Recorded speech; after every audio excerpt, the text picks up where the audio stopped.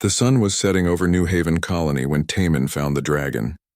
The boy was 12 years old and small for his age. His clothes were old and patched in several places.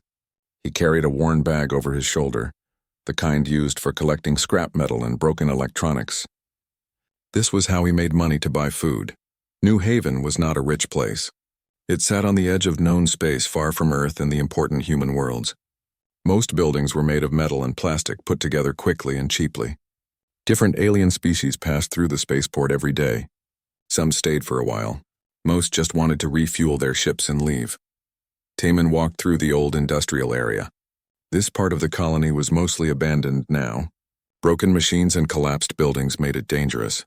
But dangerous places often had the best scrap to sell. The boy knew which buildings were safe to enter and which ones to avoid. He heard the sound while searching through an old storage building. It was a strange noise, like breathing, but wrong somehow, heavy and wet. Taman stopped moving. His first thought was to run. Strange sounds in abandoned buildings usually meant trouble, but curiosity was stronger than fear.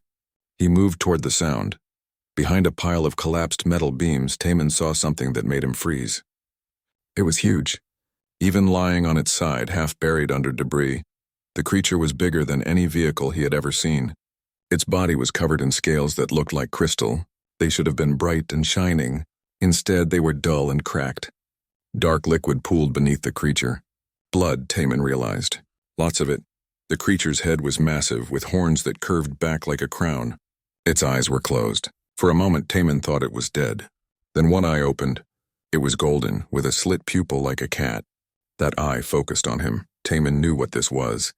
Everyone in the galaxy knew about the Velkari dragons. They were the most feared warriors in known space. A single dragon could destroy entire fleets of ships. They ruled through fear and strength. Whole planets surrendered rather than face them in battle. The smart thing would be to run. The safe thing would be to tell the colony security and let them handle it. But Taman did not run. He looked at the dragon and saw something that surprised him. Not a monster, not a warrior, just a creature in terrible pain. The dragon tried to lift its head. The movement made it gasp in pain. Dark blood dripped from wounds all over its body. Some looked like burns. Others looked like cuts from blades. The dragon had been in a fight. A bad one, the dragon spoke. Its voice was deep and rough like rocks grinding together. The words came out in the common trade language that most species used. Each word seemed to cost the dragon great effort. Human child, leave. Now. The dragon's eye closed for a moment. Before I lose control. Taman took a step closer instead of away. He could see the dragon shaking. Not from anger or threat, from weakness. The creature was dying. You're hurt, Taman said. His voice was quiet but steady. You need help. The dragon made a sound that might have been a laugh. Help from a human? Do you know what I am? What I have done? The dragon coughed. More blood came out. I have burned worlds. Destroyed armies. Killed thousands, but you're hurt now, Taman said simply. He moved closer, climbing over some of the debris. And you're alone. Nobody should die alone. The dragon watched him approach. It could have killed the boy easily, even wounded. One swipe of its claws. One burst of flame. But it did not move. It just watched with that golden eye. Taman reached into his bag. He pulled out his lunch. 2 pieces of synthetic bread and a small protein bar. It was all the food he had for the day. Tomorrow he would be hungry. But tomorrow did not matter as much as right now. Here, Taman said. He held out the food. You need to eat. The dragon stared at the offering. For a long moment, nothing happened. Then the dragon spoke again. Its voice was different now, quieter, almost confused. You offer me food. Your food, why? Taman shrugged. Because you're hungry. And I can tell you haven't eaten in a long time. I could kill you. You could, Taman agreed, but I don't think you will. The dragon was silent for a long time. Then slowly, carefully, it lowered its massive head. Its mouth opened slightly. Taman placed the food inside. The bread and protein bar looked tiny in that huge mouth. For a creature this size, it was barely a taste. But the dragon ate it anyway. After swallowing, the dragon closed its eyes. When it opened them again, something had changed. The fierce pride was still there. But now there was something else too. Confusion, wonder, perhaps even shame. In all my years, the dragon said quietly, no one has ever given me anything freely. Everything I have, I took by force. Everything I received came with strings attached. But you just gave. Taman sat down on a piece of broken concrete. He was close to the dragon now, close enough to touch. That's what people do. They help each other. Not in my world, the dragon said. Among my kind, weakness is death. Asking for help is admitting you are weak. The weak do not survive. That sounds lonely, Taman said. The dragon was quiet again. Then it spoke so softly that Taman almost did not hear. Yes, it is. Taman looked at the dragon's wounds. They were bad, very bad. The boy knew a little about medicine. He worked sometimes at the colony's medical center, cleaning and carrying supplies. Dr. Hyejin had taught him some basic first aid. But these wounds were beyond anything he knew how to treat. What happened to you? Taman asked. The dragon's eye narrowed. Betrayal. I trusted someone. That was my mistake. They waited until my back was turned. Poison first to weaken me, then blades and fire. They thought they killed me. They were almost right. Why did they attack you? Because I showed mercy once, the dragon said. The words came out bitter. In battle, an enemy begged for their life. I let them live. That moment of weakness was seen as a flaw. In Valkyrie culture, mercy is the greatest crime. It means you are not strong enough to rule. Taman frowned. But mercy isn't weakness. It takes more strength to spare someone than to kill them. The dragon stared at him. You are very strange, human child. What is your name? Taman. Taman, the dragon repeated. I'm called Karavex. I was a commander. A warrior of the Valkyrie Empire. Now I am nothing. Just another dying creature in an abandoned building. You're not nothing, Taman said firmly. And you're not going to die. Not if I can help it. Karavex made that laughing sound again. Bold words from such a small creature. How do you plan to save me? You are a child. I am too heavy to move, too injured to heal on my own. There is no help coming. Taman stood up. He looked determined. I know someone, a doctor. She's smart and she knows about alien biology. Maybe she can help. And what makes you think she would help a Valkyrie? We are feared for good reason. Most species would rather see me dead. Dr. Hyejin isn't like that, Taman said.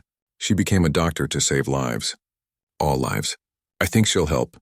Karavex looked at the boy for a long time. Finally, the dragon nodded slowly. Very well, Taman. I will trust you. Though trust has not served me well before. I won't betray you, Taman promised. I'll be back soon. Try to stay quiet and rest. As Taman turned to leave, Karavex spoke one more time. Why? Why do this for me? You know what I am. What I have done. Taman looked back.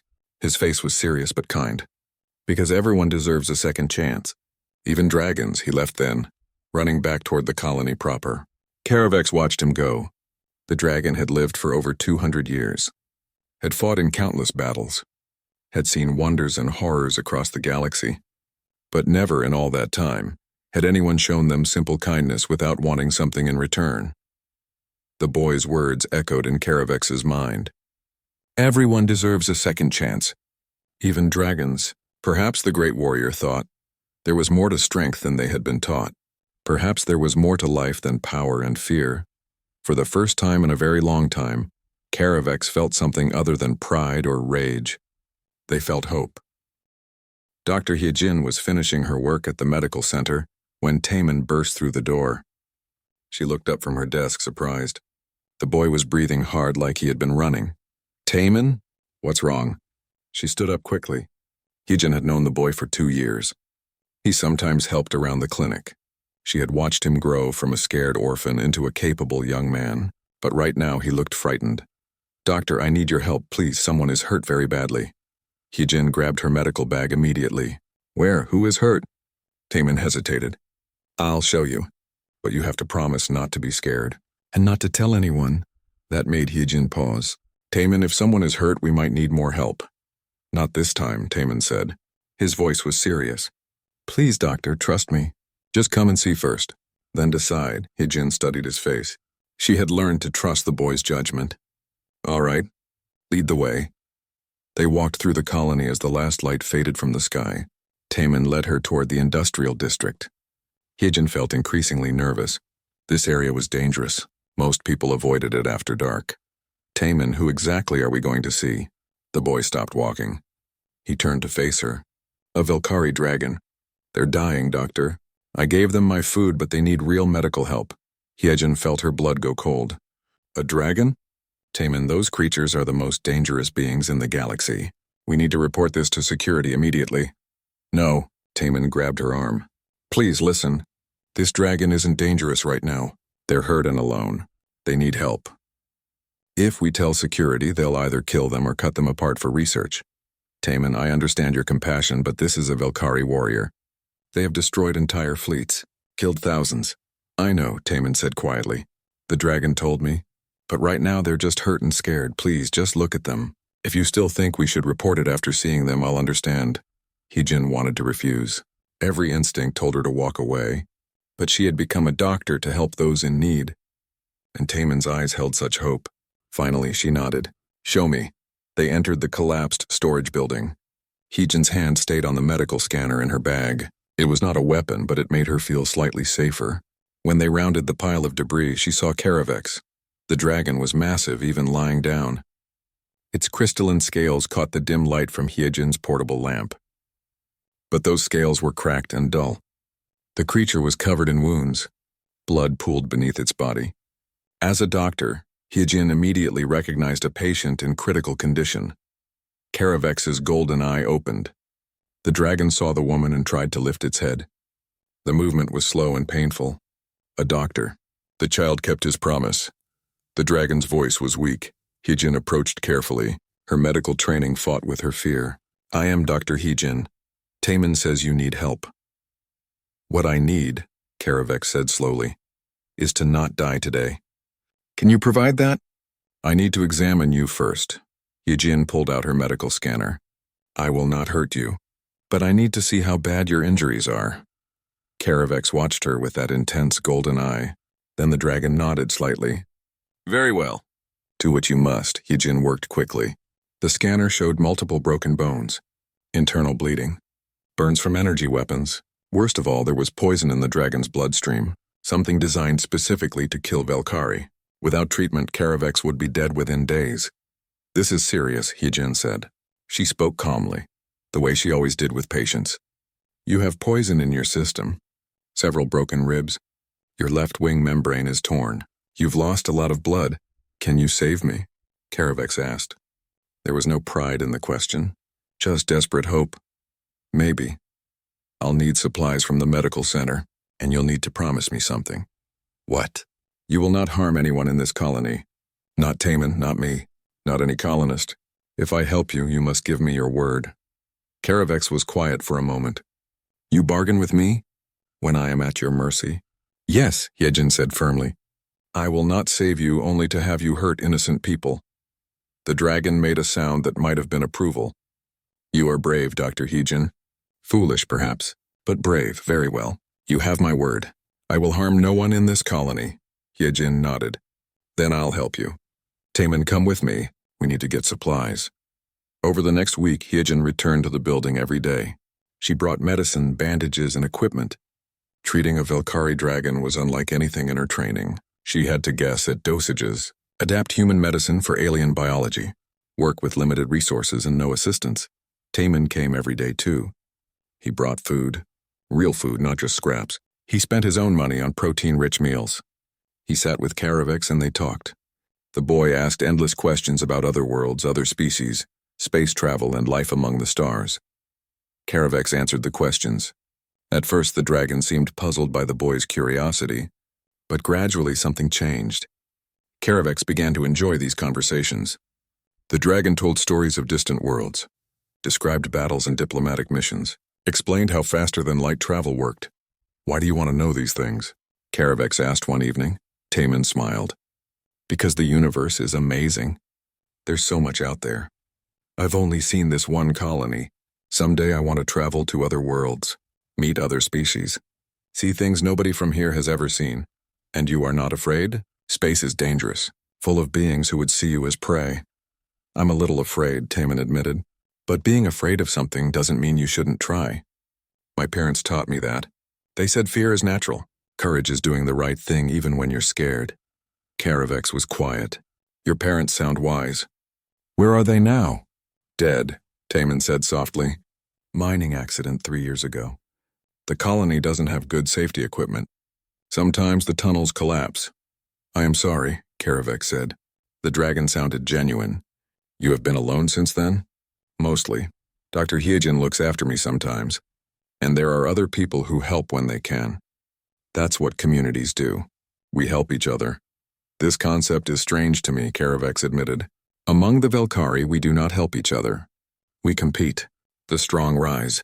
The weak fall. That is how it has always been. That sounds hard, Taman said. Don't you ever get tired of always fighting? The dragon was silent for a long time. Yes, Karavek finally said. I am very tired. As the days passed, Karavek grew stronger. The poison was flushed from their system. Bones began to heal. The dragon could move more freely, though they were still far from full strength. Dr. Hyejin's treatments were working. One evening, Hyejin arrived to find Karavek sitting upright. The dragon's scales had regained some of their shine. The wounds were closing. For the first time, the creature looked truly alive rather than barely surviving. You are healing well, Hyejin observed.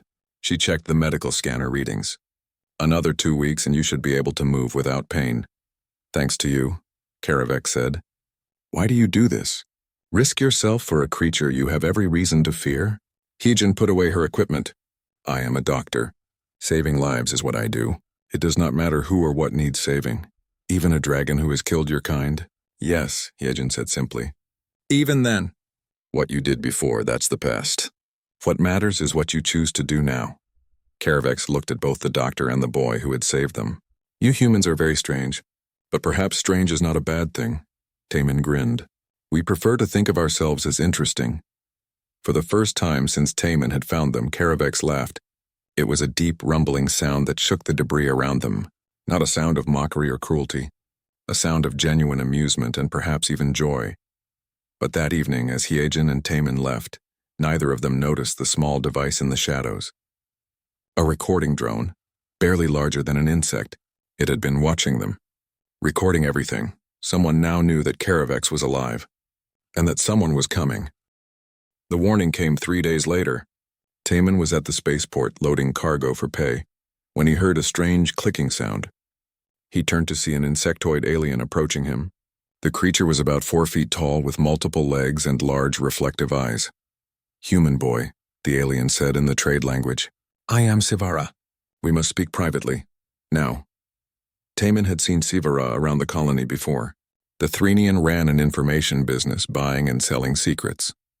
Most people avoided her. She knew too much about too many people. What do you want? Taman asked carefully. To save your life and the dragon's life. Come.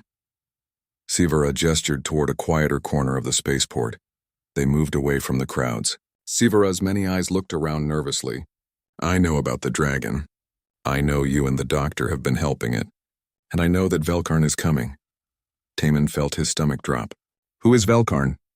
The one who betrayed Karavek. The one who tried to kill them. He has learned that Karavek survived. He is coming here to finish what he started. He will arrive in 4 days. How do you know this? Sivara clicked her mandibles. Information is my business. I have contacts. They send me warnings when dangerous things approach. Velkarn registered a flight plan to this colony. He brings warriors with him. We have to tell Karavek, Taman said. He started to move, but Sivara grabbed his arm with one of her many legs. Wait, you must also tell your colony administrator.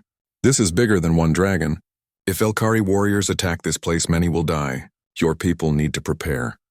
Taman ran first to find Dr. Hyejin. Then together they went to Karavek. The dragon listened to their warning in silence. When they finished, Karavek closed their eyes.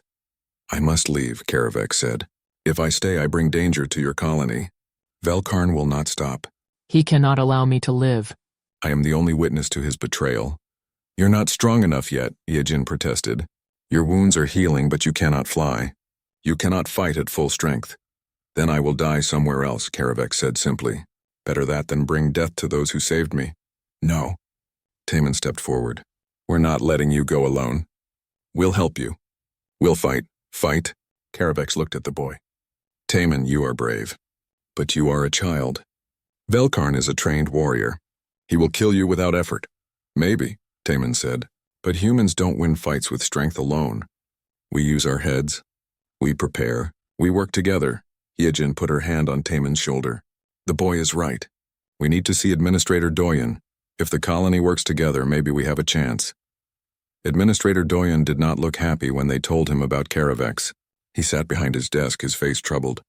He was a man in his 40s who had seen many difficult situations. But this was different. You've been hiding a Velkari dragon in my colony, he said slowly. For 2 weeks. They needed help, Taemin said. And they haven't hurt anyone. They promised. A promise from a dragon, Doyen said. Do you know how many human colonies have been destroyed by the Velkari? How many of our people they've killed? I know, Yejin said. But Caravex is different. They've kept their word, and now they want to leave to protect us. That doesn't sound like a monster to me. Doyen rubbed his face tiredly. It doesn't matter what I think about this dragon. What matters is that more dragons are coming, hostile ones. Our colony has minimal defenses. We have 20 security officers with small arms. Against Velkari warriors, that's nothing. Then we need to be smart, Taemin said. We can't fight them with strength. But we can use the colony itself. Set traps, plan escape routes, make it hard for them. The boy has a point, Doyen admitted. We can't evacuate everyone in 4 days. And even if we could, where would we go? This is our home. We have to defend it. Over the next 3 days, the colony transformed. Doyen organized the defense. He moved non-combatants to the underground shelters. Security officers set up defensive positions. Engineers rigged traps throughout the colony using mining explosives and industrial equipment. Caravex, against their protests, helped with the planning. The dragon knew how Velkari warriors fought. They taught the security officers about dragon tactics, where to aim, how to predict movements, how to survive long enough to escape. You will not defeat them in direct combat, Caravex explained to a group of nervous security officers. But you do not need to defeat them. You need to slow them down, separate them. Make them fight on your terms, not theirs. Why are you helping us? One officer asked. You're one of them. Caravex was quiet for a moment. I was one of them. But these humans showed me something I had never known. Kindness, compassion, they had every reason to fear me. To let me die. Instead, they saved my life. Now I will save theirs. That is what honor truly means. Taemin spent his time learning. He watched recordings of Velkari honor duels that Sivara provided. He studied their customs and laws. And he discovered something important. Caravex, he said excitedly on the 3rd day. I found something. In your culture, if someone challenges another to an honor duel, they have to accept if there are witnesses, right? Yes, Caravex said. But the witnesses must be other Velkari, or representatives of the council. What if we broadcast it? Sivara says she can send the fight across the galaxy in real time. Millions of beings would watch. Would that count as witnesses? Caravex's eyes widened. That might work. If Velkarn refuses a challenge in front of so many, he would be branded a coward forever. His position would be worthless. He would have to accept. Then we have a plan, Doyen said. He had been listening nearby. We survive the initial attack. Force them into the open. Then Caravex challenges Velkarn before the entire galaxy watches.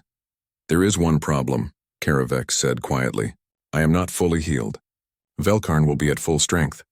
In a fair fight, he will probably kill me. Then we make sure the fight isn't fair, Taemin said with a grin. We're human. We're good at unfair. On the 4th day, just as Sivara had predicted, sensors detected incoming ships. 3 small Velkari fighters dropped out of faster-than-light travel at the edge of the system. They began moving toward the colony. Doyen addressed the colony over the communication system. All civilians to shelters. All defense personnel to stations. This is not a drill. We have hostile forces approaching. Remember your training. Watch out for each other. And know that we fight today not just for ourselves, but to prove that no one, no matter how powerful, can take our home without a fight. Caravex stood in the colony's central square. The dragon was visible from the air exactly as planned. They would be the bait, the target, the challenge that Velkarn could not resist. Taemin stood nearby despite everyone's protests. He refused to hide. If this goes wrong, he said to Caravex, I want to be here. Friends don't leave friends to face danger alone. You are very small, Caravex said, to have such a large heart. The ships landed. 3 Velkari warriors emerged, their scales gleaming in the sun. They were magnificent and terrible. Each one was death made flesh. But the fourth dragon who stepped out was larger than the others. His scales were dark red, almost black. His eyes were cold and cruel. Velkarn had arrived. The battle for New Haven was about to begin, and the galaxy was watching. Velkarn moved across the landing pad with the confidence of someone who had never been challenged. His 3 warriors spread out behind him. They scanned the colony with cold, calculating eyes, looking for targets, looking for weaknesses. Then Velkarn saw Karavex standing in the central square. The dark dragon stopped. His eyes narrowed. "Karavex," Velkarn said. His voice carried across the space between them. "I should have made certain you were dead. That was my mistake. I will not make it twice." "You made many mistakes, Velkarn," Karavex replied. "Betraying me was only one of them." Velkarn laughed. It was a harsh sound. "Betrayal? I took what you were too weak to hold. You showed mercy to an enemy. That is not strength. That is weakness, and weakness has no place among the Velkari." "I learned something here," Karavex said. "Something you could never understand. True strength is not in killing. It is in choosing when to spare, in protecting those weaker than yourself." "You have gone soft," Velkarn said with disgust. "These humans have poisoned your mind. No matter, you will die here, along with this pathetic colony." He gestured to his warriors. "Kill them all. Leave no one alive." The 3 warriors moved forward. That was when the colonists struck. Hidden explosives detonated beneath the landing pad. Not enough to kill dragons, but enough to separate them, to throw them off balance. Energy barriers snapped into place, cutting off retreat routes. Security officers opened fire from concealed positions. Their weapons could not pierce dragon scales, but they did not need to. They aimed for eyes, for wing membranes, for joints in the armor. They aimed to distract and annoy. One warrior roared and charged toward a group of officers. But the ground beneath him gave way. He fell into a pit lined with mining equipment. The fall did not kill him, but it trapped him. Engineers had prepared well. The second warrior took to the air, spreading massive wings. But cables shot up from hidden launchers tangling around those wings. The warrior crashed into a building. The structure collapsed on top of him. The third warrior was smarter. She moved carefully, watching for traps. But a young security officer named Jiho rushed forward with a plasma cutter. Not to fight the dragon, just to cut the strap on a huge storage container. Tons of metal parts crashed down, burying the warrior. It took only 3 minutes. 3 highly trained Velkari warriors, neutralized by humans using planning and preparation instead of raw power. They were not dead, but they were contained. Out of the fight, Velkarn watched it all happen. His eyes blazed with fury. "Clever," he said, "for primitives. But tricks and traps will not save you from me." He turned to Karavex. "I will kill you slowly, and then I will destroy every human in this colony, every building, every—" "Velkarn!" Karavex's voice rang out loud and clear. "I challenge you, by the ancient rights of our people, an honor duel. Here and now, before witnesses," Velkarn sneered. "There are no proper witnesses here. Only humans and the galaxy watches," Taman called out. He pointed to the sky where Sivara's broadcast drones hovered. "Millions of beings across hundreds of worlds are seeing this right now. Are you going to refuse an honor challenge in front of them all?" Velkarn's face twisted with rage. He understood the trap immediately. If he refused now, every species in the galaxy would see him as a coward. His political power would vanish. He would be nothing. "Very well," Velkarn said through gritted teeth. "I accept your challenge, Karavex. When I kill you, at least your death will have proper witnesses." The 2 dragons faced each other in the square. The colonists pulled back, giving them space. This was not their fight anymore. This was between warriors, between old rivals, between 2 different visions of what strength meant. Velkarn attacked first. He was fast, faster than something so large should be able to move. His claws raked across Karavex's side, drawing blood. Karavex rolled away, but too slowly. "Still not fully healed. You are weak," Velkarn taunted. "Slow. This will be over quickly." He breathed fire, a massive gout of flame that turned the air itself to plasma. Karavex barely dodged. The heat singed their scales. Wounded and tired, Karavex was clearly losing. Velkarn pressed his advantage. His tail whipped around, slamming into Karavex's chest. Bones cracked. Karavex fell, crashing into the ground hard enough to crack the pavement. "Get up," Velkarn said. "I want you to die on your feet at least." Karavex tried to rise, but collapsed. Blood dripped from multiple wounds. The dragon was finished. Everyone could see it. Velkarn moved in for the kill, raising one massive claw. That was when Taman ran forward. The boy was fast, ducking under security officers who tried to grab him. He ran straight into the combat zone, straight toward two dragons who could kill him without thought. Taman, no, Hejin screamed. The boy threw himself between Velkarn and Karavex. He spread his arms wide. His small human body could not possibly stop a dragon. But he stood there anyway. Velkarn stopped. His claw was raised, ready to strike, but he hesitated. Not from mercy, from confusion. The action made no sense. What was this child doing? Move, Velkarn growled. You will die. No, Taman said. His voice shook, but he did not move. You'll have to go through me. Why? Velkarn demanded. This dragon is nothing to you. It is a killer. A warrior. It has destroyed your kind. Karavex is my friend, Taman said simply. And friends protect each other. That's what makes us strong. Not power. Not weapons. Each other. For just a moment, Velkarn was frozen. His entire worldview could not process what he was seeing. This tiny, weak creature willing to die for someone else. Where was the logic? Where was the self-interest? Where was the survival instinct? That moment of hesitation was all Karavex needed. The dragon found strength from somewhere deep inside. Not physical strength. Something else. The strength that comes from knowing someone cares, from understanding you are not alone, from having something worth fighting for beyond just yourself. Karavex surged upward. Their claws caught Velkarn across the face. The dark dragon roared in pain and surprise. He had been distracted. That single moment of distraction was fatal. The two dragons clashed again. But now Karavex fought with purpose. Each blow landed with the force of conviction. Velkarn was stronger, but strength alone was not enough. The battle raged across the square. Buildings shook. The ground cracked.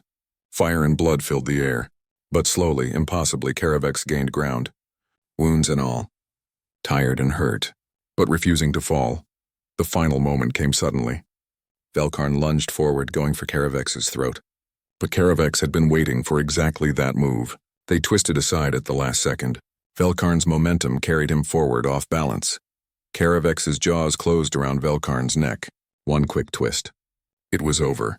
Velkarn's body fell to the ground, dead before he hit the pavement. The most feared warrior of the Velkari Empire, defeated by someone he had already beaten once before. Karavex stood over the body for a moment. Then the dragon's legs gave out. Karavex collapsed, unconscious from exhaustion and pain. Taman ran to the fallen dragon. Karavex! Dr. Hejin, help! Hejin was already running with her medical equipment. Other colonists rushed forward, not to hurt the dragon, to help, to save the life of someone who had become one of their own. Across the galaxy, billions of beings watched. They had seen the impossible. They had seen a human child stand against a dragon. They had seen cooperation defeat raw power. They had seen what humanity was truly capable of. The battle for New Haven was over. But the story was just beginning. 3 weeks after the battle, New Haven Colony looked different. Repair crews worked on damaged buildings. But there was more activity than just repairs.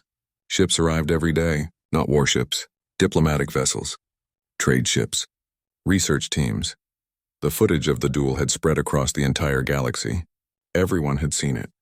A human child standing between dragons, a colony of humans defeating Velkari warriors through planning instead of power, a dragon fighting to protect humans rather than conquer them. The story changed everything. Karavex recovered slowly.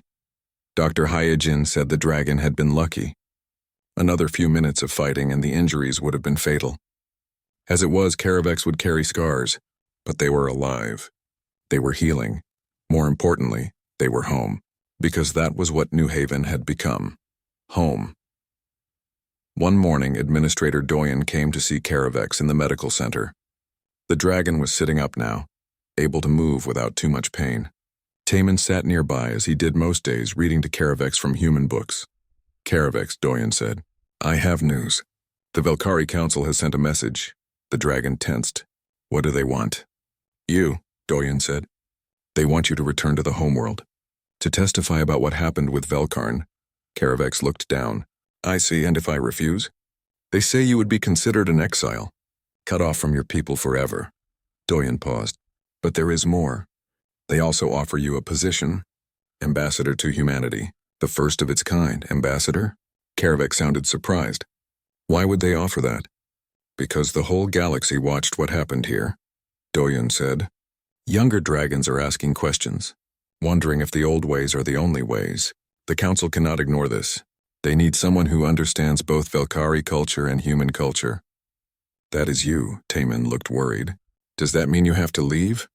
Karavek was quiet for a long moment. I do not know what I should do.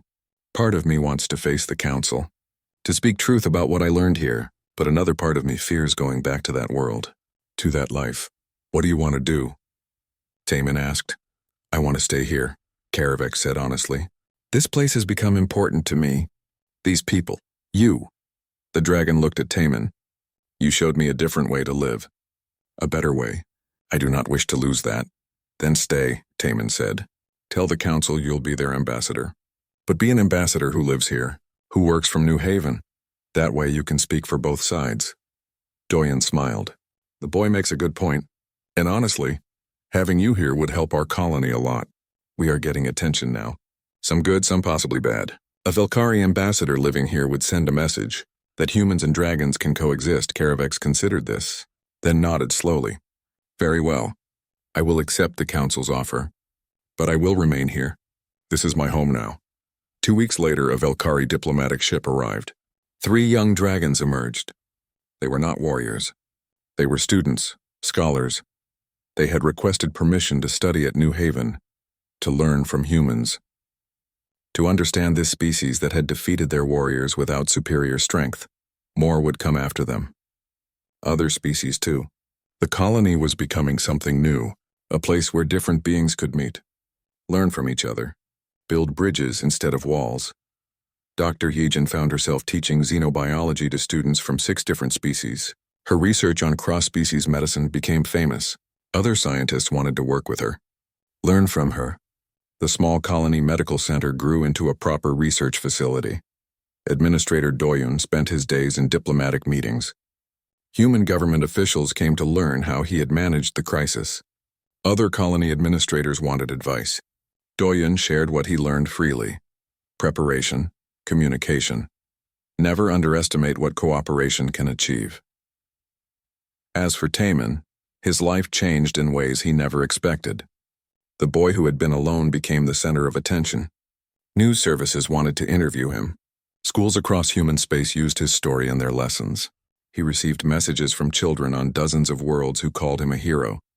But Taman did not feel like a hero. He just felt like someone who had done what was right.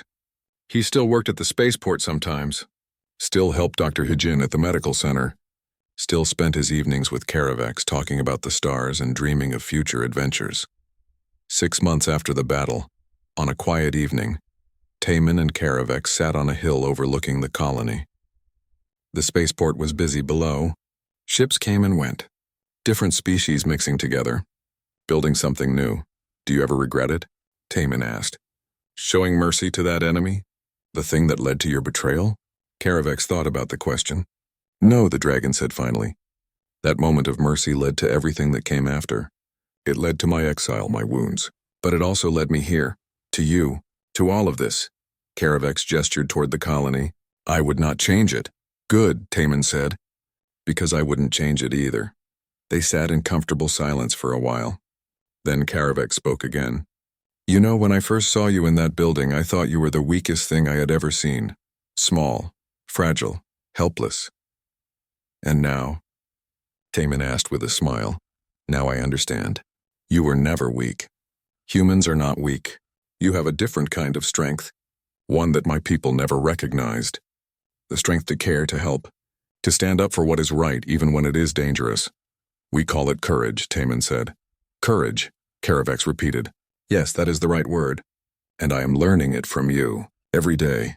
A ship launched from the spaceport below, rising into the darkening sky. Its lights blinked as it prepared to jump to faster than light speed. Soon it would be far from here, carrying news and trade and ideas to other worlds. Do you still want to travel? Karavek asked.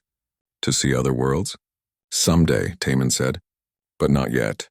There is still work to do here. And besides, I have a friend to look after. He grinned at the dragon. Karavex made that rumbling sound that Taman now recognized as laughter. I do not need looking after, small human. Everyone needs someone, Taman said. That is what I learned. No one is strong enough to stand alone forever. We need each other. Wise words, Karavex said softly, from one so young. They watched the stars come out one by one. Each star was a sun. Around each sun were worlds. On those worlds were beings living their lives, making choices, learning lessons, growing and changing. And across all those worlds, a story was spreading. The story of a dragon and a boy, of enemies becoming friends, of fear becoming trust, of the day that everything changed in a small colony at the edge of space. It was a simple story, really. A story about bread shared in a moment of need, about kindness offered without expectation of reward, about courage in the face of overwhelming odds. But simple stories can change the world. One heart at a time, one choice at a time, one act of compassion at a time. Taman pulled out a protein bar from his pocket. He broke it in half and offered part to Karavex. The dragon took it carefully in one massive claw. The piece was tiny in that claw, barely a bite, but they ate it anyway. Thank you, Karavex said quietly. For what? For the bread. For the kindness. For showing me that there is more to life than power and fear. For giving me hope when I had none. For being my friend, Taman smiled. You are welcome. That is what friends do.